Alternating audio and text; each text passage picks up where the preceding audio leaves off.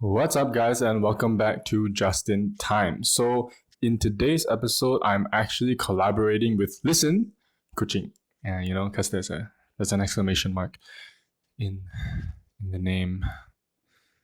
And I'm pretty excited about this collaboration. Their topic was actually relationships during a pandemic. So I'm really excited to be talking about this particular topic with them. Also, do you guys notice my cute shirt?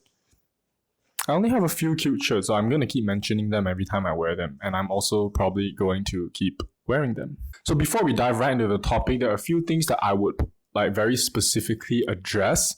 And they would be, number one, in a relationship, there are different kinds of love languages. So that is definitely a very big factor. And again, these are all things that I learned personally. So there was a course on Coursera that I took about relationships by Dr.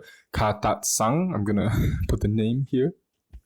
And the model that he came up with is the SSLD model. But basically, if I were to break everything down, it is basically every relationship, be it a romantic one with your parents, with society, in your family, it is a need and you meeting that need. Or not you specifically, but basically a need and that need being met. So specifically in the pandemic, there were a lot of, breakups and cases of divorce. Now, why this happens to me is because that there was a very big disparity in both the love languages and the needs not being met. Obviously, you can talk about a breakdown of communication as well, which I think does play a factor. But for me, the two things that I would focus or kind of hone in on would be those two things. So firstly, love languages. I feel that personally, there's a lot personally happening on. I personally feel that people who have love languages like physical touch and quality time, I felt that those two would be the most affected because for me, I feel it as well. Now, a lot of how I express love is actually through my words and everything, but I noticed that when I'm in a relationship, I want to spend a lot of time around them, even if it's, not doing anything particularly significant. But I guess because we can't really have done many significant things in the past year or so.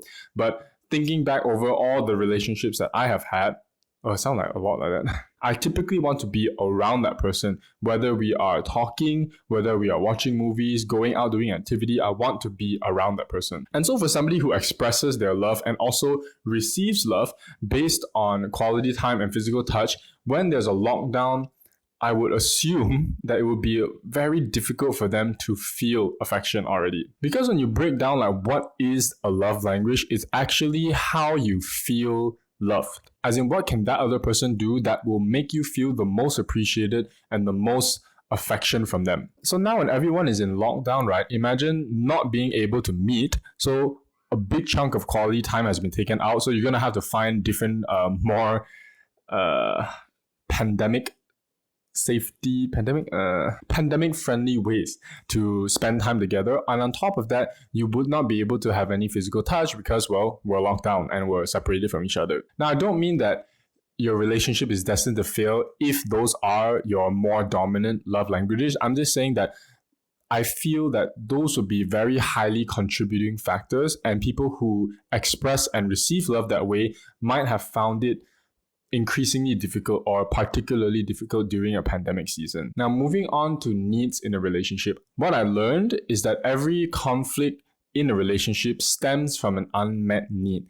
Now, it can come off as a weird kind of argument, but when you look deeper into the issue, there's actually an underlying need that person feels their partner is not meeting, and then it's going to come out in the form of a disagreement or an argument. And that's why I know when I'm speaking with friends, or even if I'm reflecting about myself, I'm asking myself, hey, actually, what is the reason that we're arguing about this? What is the underlying need that I am not meeting or that my partner is not meeting for me that is causing such frustration? And then again, not being able to meet during the pandemic in a relationship and the communication sort of breaking down, I feel that would just expound and blow the problem up. So I did write an article for Listen Kuching as well. So this is kind of like the video that I'm doing on top of the article. So what I wrote about was actually that I feel that the unmet need portion of the relationship is going to kind of glare the most in terms of I feel you're not trying enough. Because when we were first thrown into pandemic, it was like everybody is kind of doing long distance relationship already, unless you live with the person now, which is a different thing. But most of the relationships I felt was kind of like going through this long term or long distance, sorry, not long term, long distance relationship kind of feeling, because you couldn't meet with the person. That was one. And the second thing was that all you could do was either text, call, or video call, which is basically kind of like long distance already, because you cannot see the person physically, which I imagine would have been even more frustrating, because you're not even doing long distance. You're actually like, you can just drive to that fella's house, but you're unable to do so. So I could feel that would be more frustrating. But on top of that is that usually, right, we are quite used to going on dates, and the kind of like type of date is very, how would I put this? It's kind of like it's very conventional already. So you either go makan, or you go watch a movie, or typical like stuff that we would do on a date, and most of that has already been taken away from us. So now if you want to add romance into your relationship, or you want to go on a date, what would you actually do? So I feel that would have been a very big unmet need. It's like, oh, I feel that you're not trying in the relationship anymore. And it's not, I wouldn't like say it's somebody's fault, but I feel that that's just a very big hurdle for everybody to have to get over, because it's like, my options are so limited. Like, what could I do? I think like, for me, a big part was just like sending food and stuff over Grab, because you cannot go and have a meal with them. So that was one thing that I personally did. But beyond that, you'd have to really get creative. So that was the actual distance part that I feel would affect a relationship in the pandemic. But there was another side that I felt, I want to play devil's advocate. It's like, what if you live with the person, or you're married, or basically you are not married, but you move in. Yeah, I guess. Live with the fella. I feel that would equally cause a lot of friction, because now you cannot escape the fella. One thing that I've learned over the years is that I need to give my partner space, because for me, I can be very overbearing. As a friend and as a partner as well, I would like to spend all of my time with my significant other, or somebody that I really, really like or value.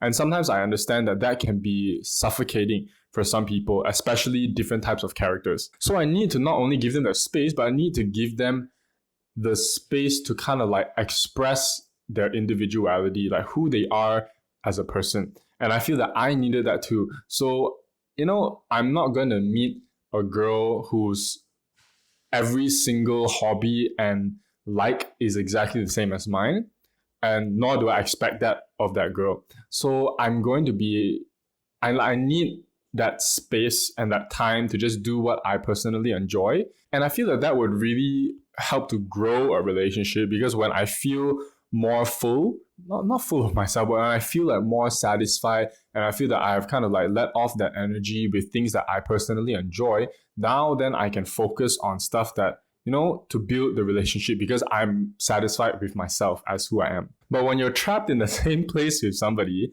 I can see how that is going to be extremely, extremely difficult, because where would you go? Like, you're stuck in the same room or house. So I felt that was going to provide a different set of problems, is that it would be too suffocating for a couple, and they would have not a lot of chance or opportunity to kind of express themselves. So yeah, that was my take on relationships in the pandemic. I really hope you guys enjoyed it, and I love to have these kind of collaborations with pages, groups, people, and I love answering questions as well. So if you guys have any questions, please send them my way. I always appreciate doing videos for you guys. So until next time, see ya.